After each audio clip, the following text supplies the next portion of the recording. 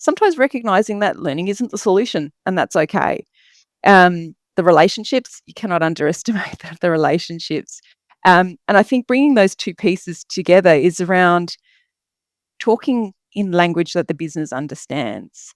So while, you can talk about learning and we know that the kind of language behind it, if that doesn't necessarily resonate with the business, and it doesn't need to, we need to come to meet them where they're at and be able to talk about how we're going to help them. Welcome to Learning Uncut, where we talk about real learning solutions with the people who made them work. Here is your host, Michelle Parry-Slater. Welcome to Learning Uncut. In the spirit of reconciliation, we acknowledge the traditional custodians of country throughout Australia and their connections to land, sea and community, particularly to the Combermere people whose land I'm joining you from today. We pay our respect to their elders past and present, and we extend that respect to all Aboriginal and Torres Strait Islander peoples present or listening today. And Australian listeners and viewers, you may wish to take a moment to consider the traditional custodians of the land where you are today. As we begin our episode, it's a revisit. We are welcoming back a returning guest. We're welcoming Millie Law.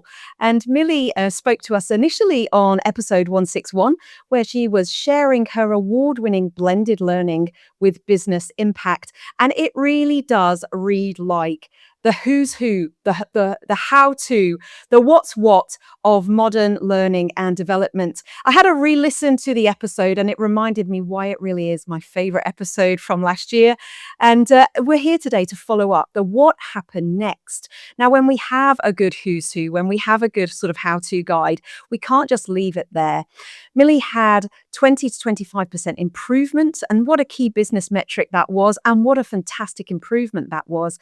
So today we're here to talk about, well, what happens next? When you have an award-winning program, when you're doing great work, how do you sustain it? How do you keep it going? How do you improve it? How do you iterate it? So Millie, just wonderful to welcome you back. For listeners who haven't heard episode 161, well, they can certainly look in the show notes and have a listen after this. Can you give us a quick intro to who you are and a summary of your Better Business Development Program? Why was it so good? Gosh, Michelle, what an introduction. I feel very, very privileged to be back on Learning Uncut. It has been a bit of a goal of mine. I won't lie about that. So thank you for having me back. Yes, so for listeners who don't know me, I'm Millie Law. I have spent the last 22 odd years at ANZ in various parts of the business's learning function. But what brings me here today is our Better Business Development Program, and kind of looking back on that, which was that award-winning program, which was so pleased to receive that award for. But Better BD was really about identifying a business problem, and that business problem sat with our home lending specialists, where we really needed them to play a more active role in driving proactive business development conversations with existing but also prospective customers, which sounds pretty simple, but what we actually kind of understood when we looked into it and tried to really get at the root of that problem was it wasn't just a skill thing. It was very much equally a mindset piece. And so we had our lenders needing to reflect and understand what their home lending customers where they came from and why they were coming. How to identify those customers, how to identify potential customers, and really connect with them to discuss their financial well-being in the context of home lending needs, and create plans to dedicate time to these critical activities. So what we actually created was a learning experience that balanced both scale and personalisation, I would say, and had that really kind of what I call a thin core of reusable assets from an enterprise learning perspective, but was built with personalised pathways to support those home lenders' needs wherever they were coming from at whatever stage they were in their journey. Yeah, so in terms of that design, I guess it had all of those kind of good elements in there that we really look for in learning, and that kind of we inherently know about. And how do you actually bring that into life, into a really kind of intentional design?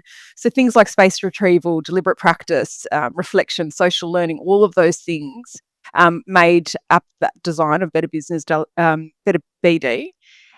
But I think what was really critical and what was really most important was where we leveraged our respected subject matter experts. So they were they came in the form of business coaches, effectively really working with those home lenders day to day. And they were really critical in that delivery model. And as you said, the program has seen some tangible business impact. So we measured against a few different metrics, but seeing that kind of 20 to 25% business uptake, business impact, but also it returned 4 times return on investment in the first year after the program launched, which to me was just astounding, and it was such a highlight of my career. It really should be, because that's amazing. Can I just give a big shout out to Biscuit? It's for any of our listeners or viewers who could hear Biscuit in the background. Biscuit is Millie's dog. We love dogs here on Learning Uncut. My dog Georgie has been known to have a little bark in the background as well. So no worries on that. We'll just power through and maybe throw Biscuit a biscuit and he'll be all right. I don't know. Biscuit's been banished. He's outside now, so he's going to have to bark at the birds. Well, look, 4 times ROI. Who in their right mind can say, I'm a learning professional and I've achieved 4 times ROI? You are truly deserving, Millie. But what happened next? Because 4 times ROI is great. I'm not diminishing your achievements. They're wonderful. But I'm really curious. We often talk about reflective practice. We often talk about looking at things again. Reflective practice is really where the embedded learning actually happens. So we're 18 months on from when you recorded last with Michelle. And before we sort of get into that detail or the headline, I'm just curious to know, what's next? What happened? Can you describe that journey from that sort of February 25 when the episode launched to here we are in August 26? What are your reflections? Yeah, yeah. And I did have to kind of have a look back and have a think about what was actually going on then. And while we recorded that episode in 2025, the program had actually been running since 2023. So we had a good level of data in there. And the program continues under its to be delivered, but it has changed a little bit in terms of an evolution. So the program Better BD was really targeting our Australian home lenders, but very intentionally, we also built a New Zealand version off the back of that. And it was very much, I think it was kind of 95% the same, but with a little bit of tweaking to account for that New Zealand context. And both of those programs, the way that they've taken them, have continued to be delivered still to this day. I did have to check on that this morning and make sure they were both still running. They've evolved a bit, but they do continue. And I think that's a real testament, not just to the work itself, but to demonstrating that impact, and the value is still being achieved, and we're still adding that value into the business. So it's really fantastic as part of that program to see it can continue to live on so many years after we launched it first. The how-to guide continues then, because this iteration that you've talked about is really what it needs to happen, doesn't it? We can't have a once and done approach to learning.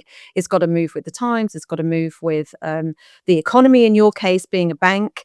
Are you still looking after the program? Are you still delivering it? Are the coaches still involved? What's the story there? Yeah, so it's an interesting one, and it probably comes back to the way that our learning function operates at ANZ. So like many big organisations, we operate in a federated learning model.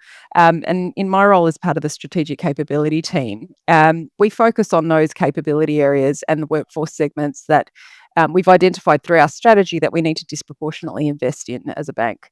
And so these are areas that we've identified that, as I said, they form part of our learning strategy. And that's been a partnership with our executive committee to make sure that we're really landing on the right areas and the right segments. So then from a strategic capability team perspective, our role is to partner with the business and to not doing it for them, but really to partner with them to solve those business problems.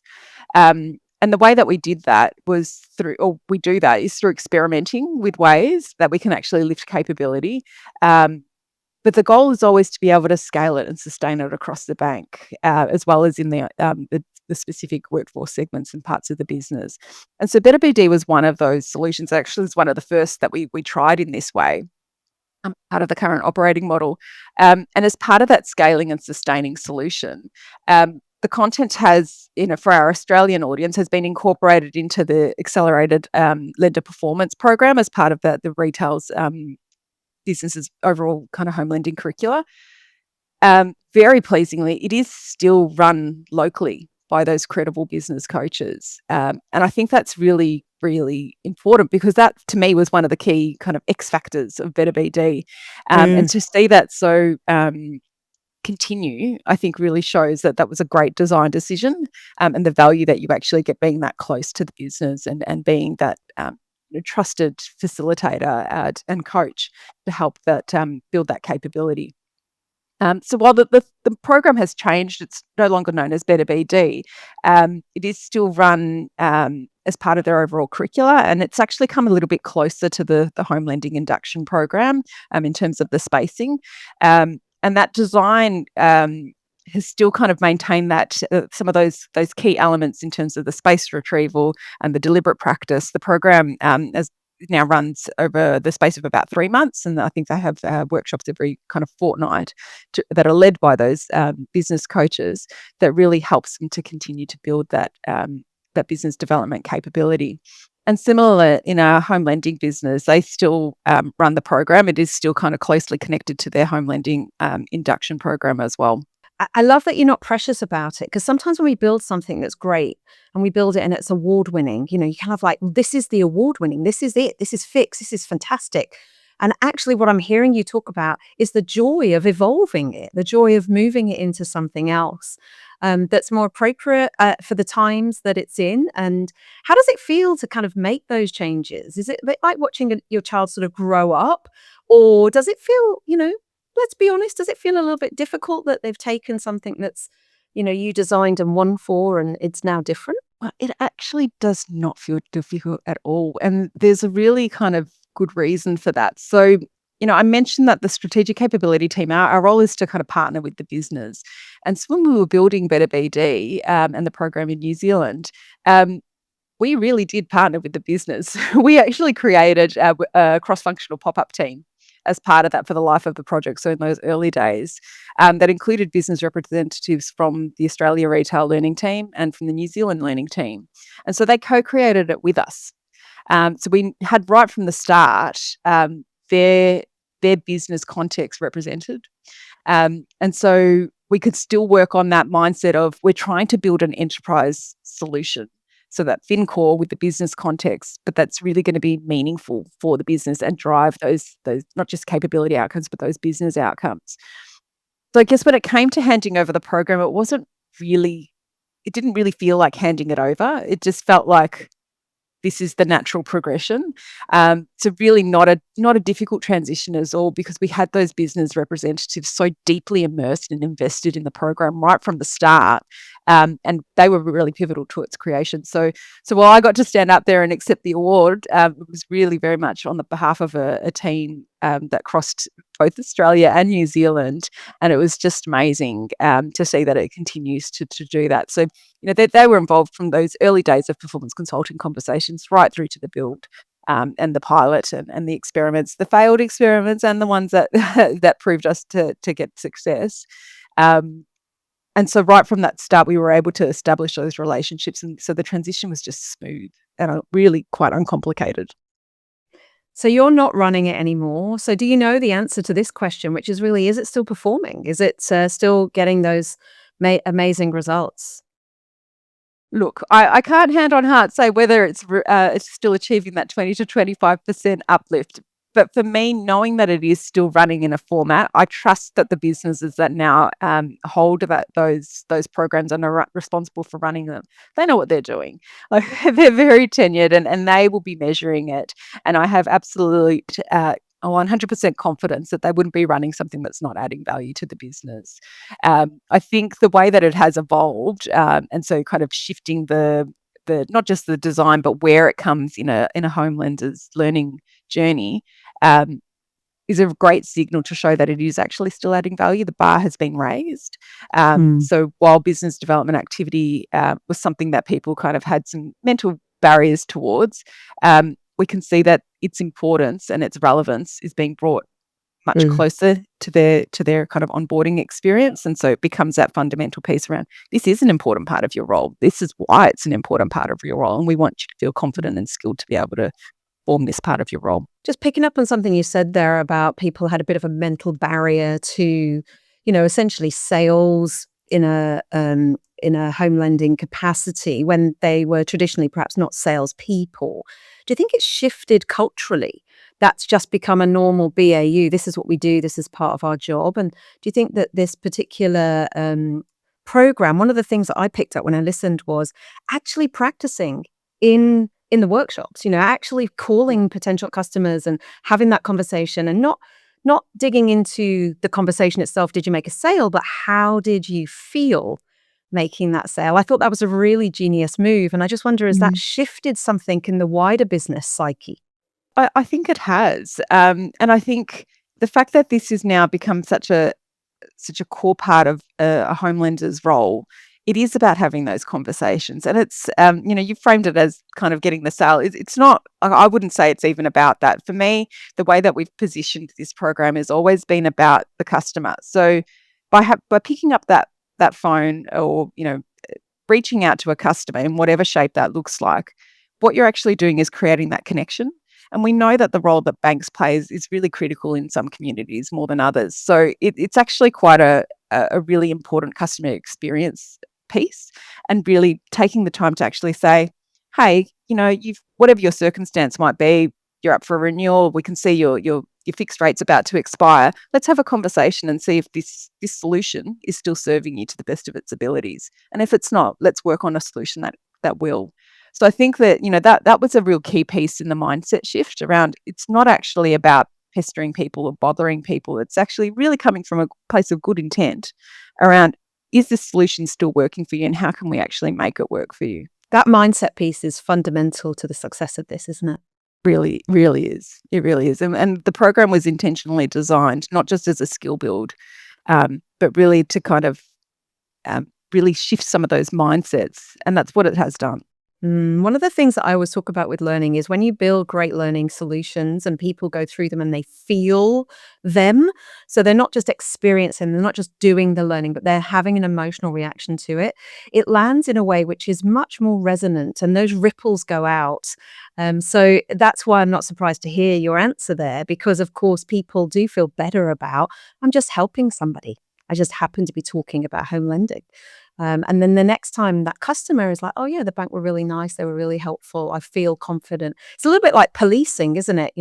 If all you ever do as a police person is to go out and arrest people and do the bad stuff, when somebody sees you coming, they're like, oh no. But actually, if you're in part of the community, if you're around and about, if you're helping, oh, well, they're on our side, that kind of thing. I don't know if that's a good analogy or not, but either way, it really is coming from a place of, we are here to help. And I just love that. It feels very much, Millie, we've had a couple of conversations to prep for this, and I've obviously listened to you on the pod that Michelle did with you. And it feels very much like this is your raison d'etre. This is your career approach. This is how you deliver on learning and development, by being useful, by being helpful, by helping people to feel something better about their work. I mean, you've been at ANZ for what, 20 plus years now? Yes, 22 years this year. You've obviously got fantastic genes, because you just don't look a day over 20. Talk to me a little bit. When I was 5. Oh, yeah, obviously. You've worked in lots of divisions, you're in the central enterprise team, and talk to me a little bit about, the way that you think about learning and capability and how you bring that to your work. Oh gosh, yes. So I have been at ANZ for quite some time. And when I've been reflecting on my career to date, in preparation for this, like I look back at those 22 years, and really I've kind of ping-ponged between kind of the divisions and always in learning, and then in the enterprise team. So really kind of 2 stints in each. I think when I reflect on my time in the divisions, it gives me so much energy because you're just that one touch closer to the customer, and really being able to see the impacts of the decisions you make in learning and what that does.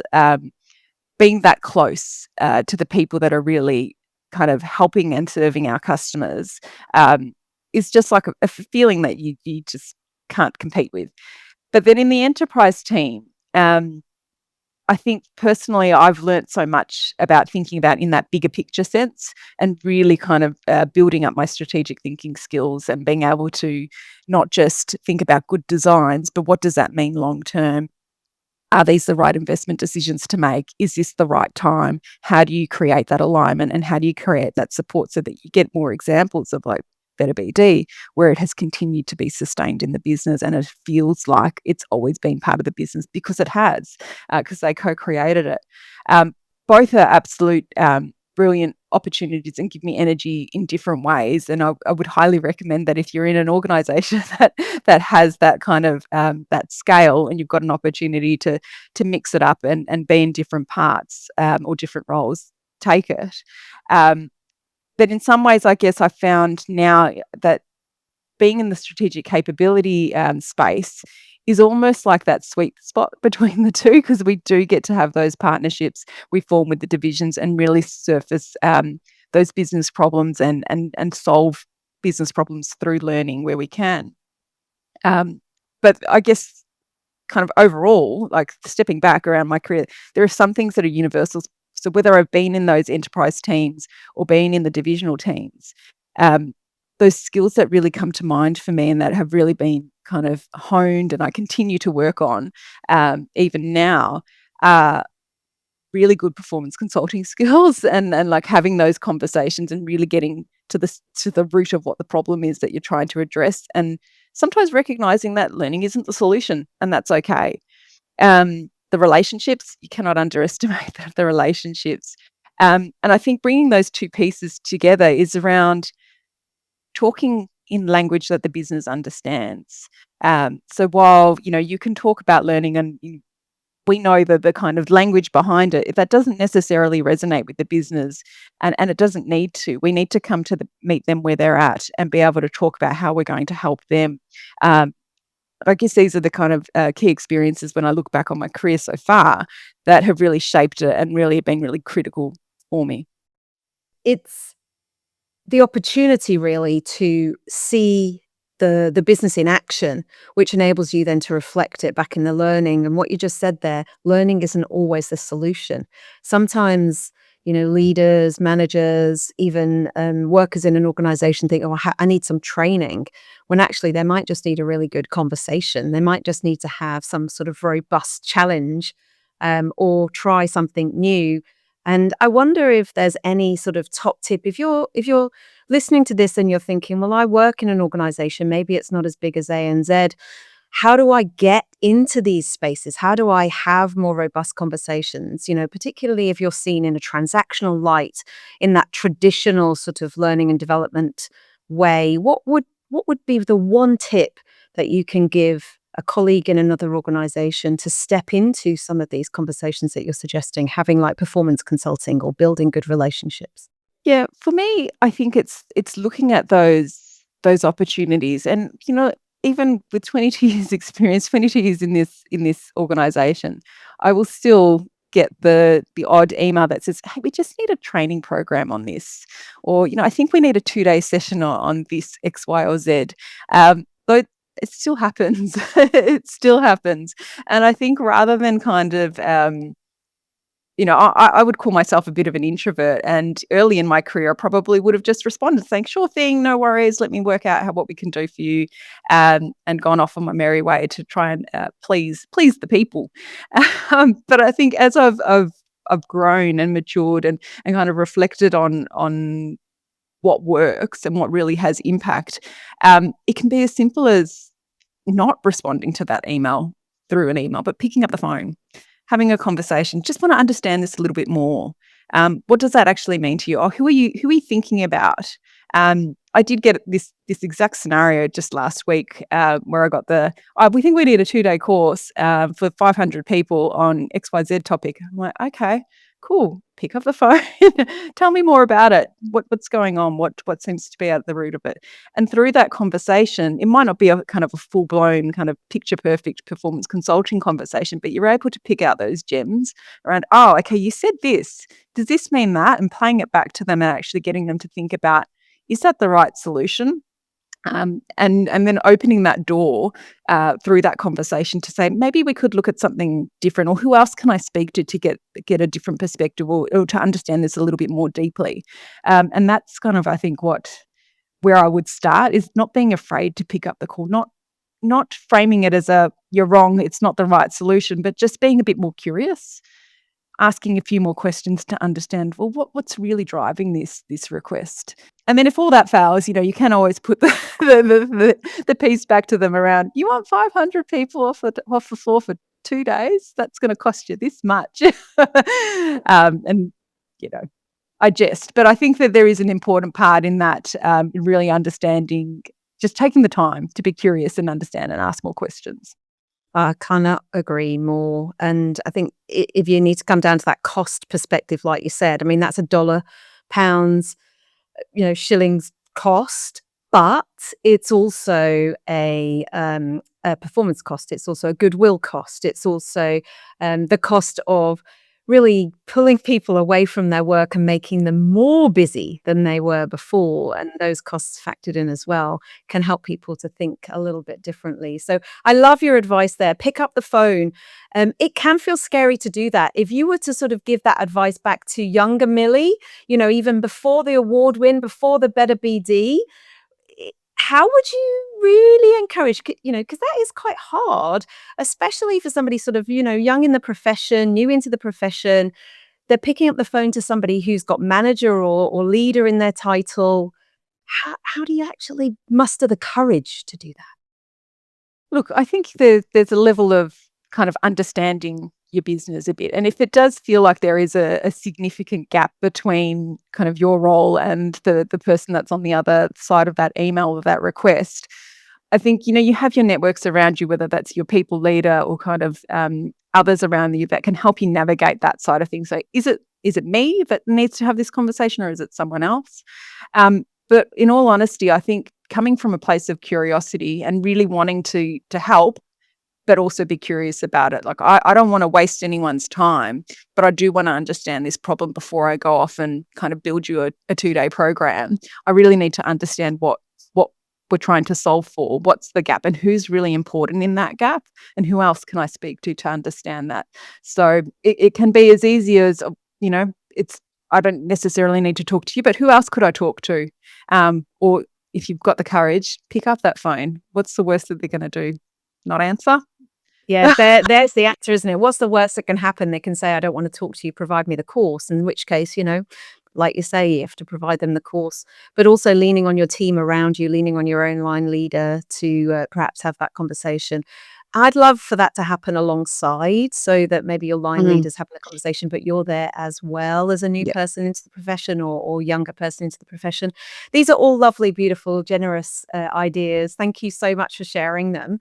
I want to go back to the program itself, and one of the big opportunities in the program was people learning from each other and the community of practice. So you lead now capability community of practice at ANZ. Can you talk to us a little bit about that? Because I genuinely think we need to include more communities of practice within our learning offers, and we don't see it as much as we should, I believe.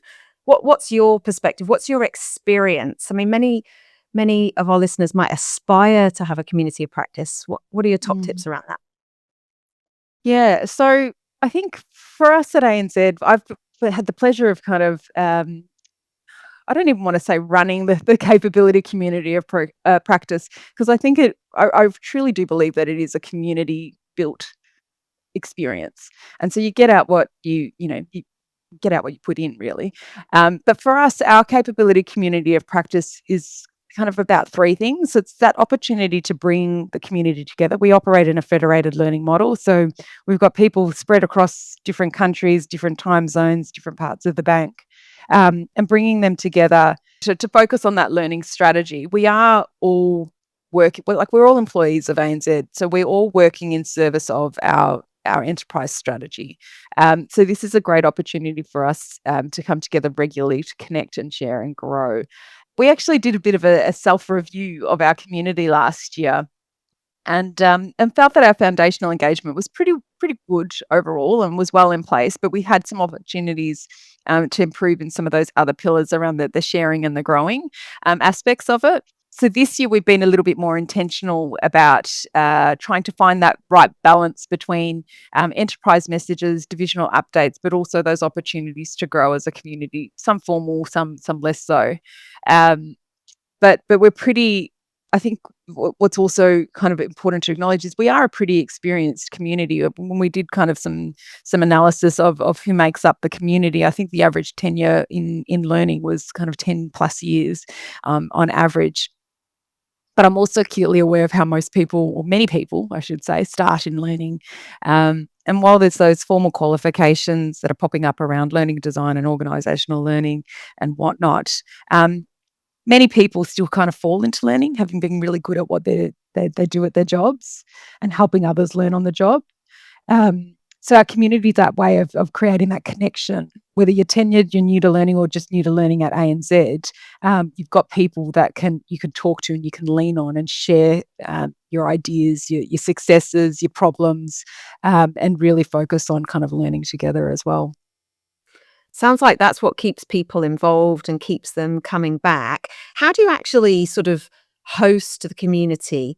Where does it meet? Is it an online thing? Is it a physical thing? What does it actually look like? Yeah. So we have a virtual community because we are spread across so many different countries and time zones and different locations. And I think one of the core kind of drumbeat that we created is that we do meet every month. So it's the same, first Thursday of the month, 2 p.m. Australian time, Australian Eastern Standard Time. So people know that that's in their calendars, and we very rarely will move or deviate from that time. We do recognise that people have other meetings and other business priorities to attend to, so we always keep a recording of the sessions, and I would love to kind of go back and listen to some of them, because I think some of them we do have a lot of fun on those, as well as get through a lot of agenda items in there. But yeah, so we're a virtual community. We have that kind of once a month connection online where we all come together, and it is an open community, so there's no kind of levels, or only kind of certain people can attend. Anyone's welcome to attend. But I think one of the things that I really like about the capability community is that we have an open agenda, and so I regularly encourage anyone in the community to add their own items to the agenda. And yes, I might have to do some kind of curation and time management of the agenda from month to month. But really, we're getting a really nice balance, particularly this year, given our intentional kind of effort, to find that balance between, yes, you can hear some enterprise messages, but we want to hear from the divisions. We want to hear some problems. We want to learn together. We want to kind of crowdsource ideas and whatnot. So it's really a lot of fun. Sounds awesome. It really does sound useful as well. How did it even start? Wow. It's probably existed in different shapes and formats over the years. But when I came into this role, gosh, it's probably about 6 years now. Um, I'd come out of the division, so I was fresh out of the division. I was actually in the retail part of the business, and one of my colleagues from my retail team was actually just informally starting to meet with different divisional capability leads, and so it kind of grew from there. And I said, "Oh, can I come?" And he's like, "Yeah, absolutely." And so we kind of continued those conversations, and then we kind of just grew it a little bit more and a little bit more. And then this year was, I think it was, earlier this year, we opened it up to the whole of community. So it became less about kind of just the divisional leads meeting, but it became to a whole of community that anyone could attend. And really contribute to and ask questions of and raise their own agendas and share stories and share wins and successes or problems. And so I kind of laugh that sometimes I might have hijacked what a colleague of mine had already started, and put a little bit of structure, whether that's for the good or the bad, I'm not sure yet. But that's kind of how it's been panning out over the years. What's the hardest thing about running a community of practice, especially in a sort of large federated organization? You're saying it's open up to everybody. What's the I hardest thing? think Honestly, I think it's because we have high aspirations and we want to do more, but we've got to kind of be this for myself, trying to maintain a pragmatic view that we all have day jobs as well. And yes, it's great to come together and really solve problems together and do this regularly. And we would love to do so much more in the growth space for ourselves, for our own community. But we do need to keep servicing our businesses, and we do need to keep on helping our businesses create impact through learning. So I've been trying to be very kind to ourselves and really focus on fewer things, but making sure that they're the right things. So the last couple of years, we've had a few different areas of focus from a growth perspective, where we've kind of gone in as a community and built a bit of a campaign around performance consulting. So community members building it alongside me, working with me, facilitating it, running it, and getting the feedback and seeing the impacts of it.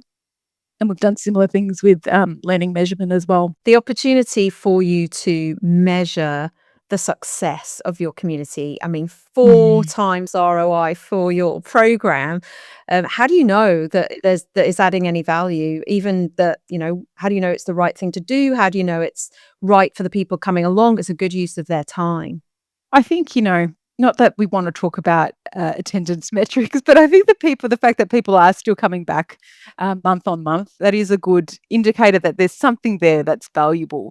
But for me, what creates that bigger signal is, while I still go out and every month, I kind of say, here, we've got space on the agenda, what do we want? I'm having to do that less and less. I'm having people come to me and say, oh, I think I've got something, I don't know, should I share it? When could we fit this in? And having people approach me about that, but also they're putting their own agenda items in as well.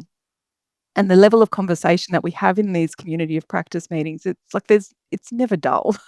There's always some really good questions. It's really good acknowledgement and great shares as well. So I think that, to me, those are the signals that this is adding value.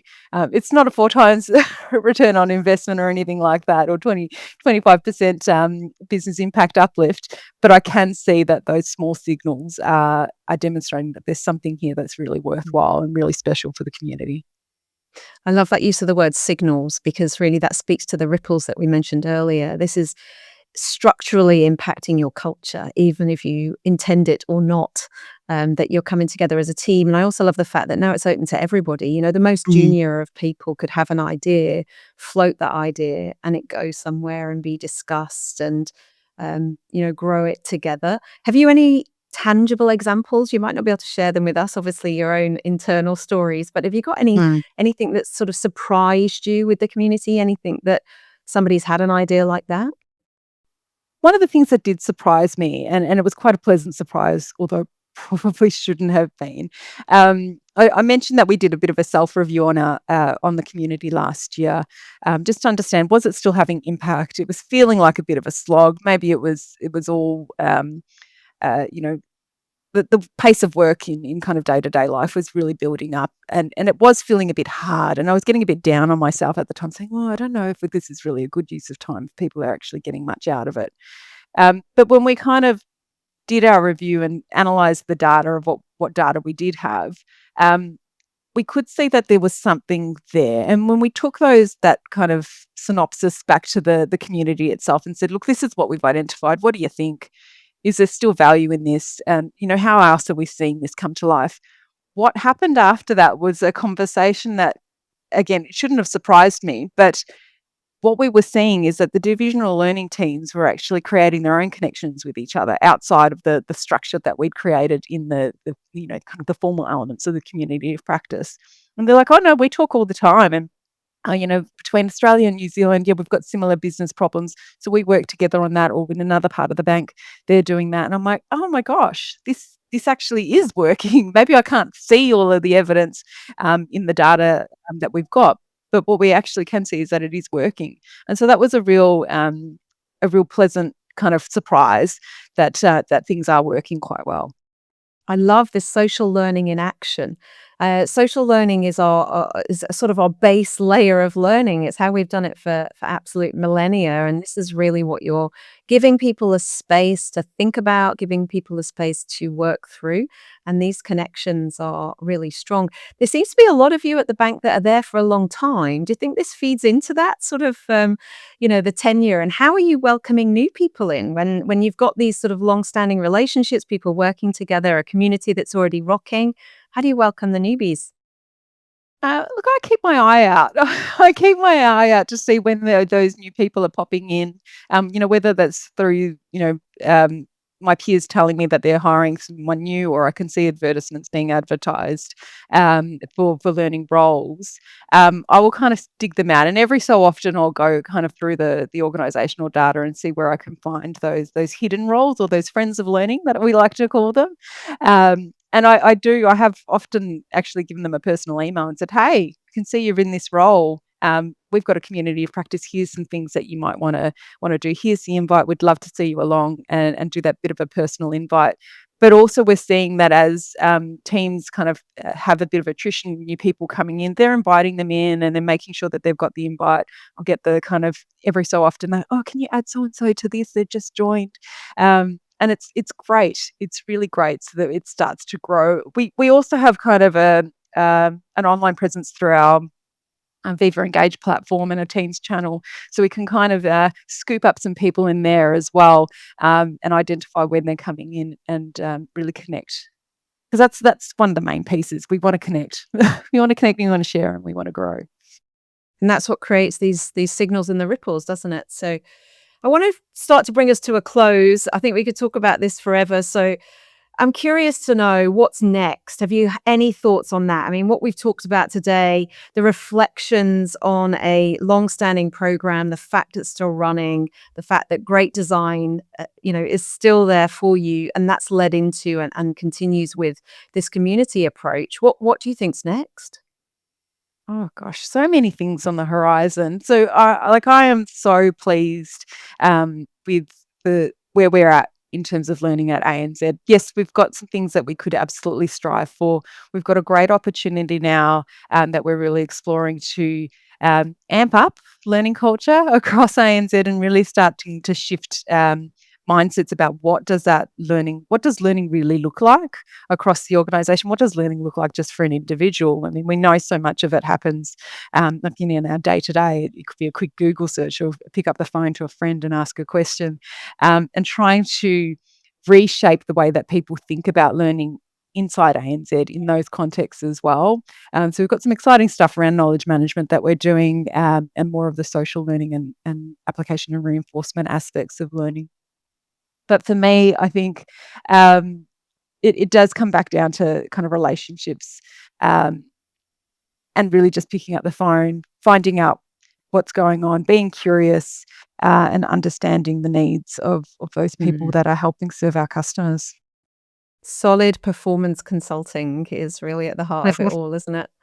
We've got an episode coming up on knowledge management, so look out for that one, Millie. You'll be able to learn from an Can't adjacent wait. community, not your own community as well. But is there anything else as we close today? Is there anything that you wanted to say that you haven't had the opportunity to add?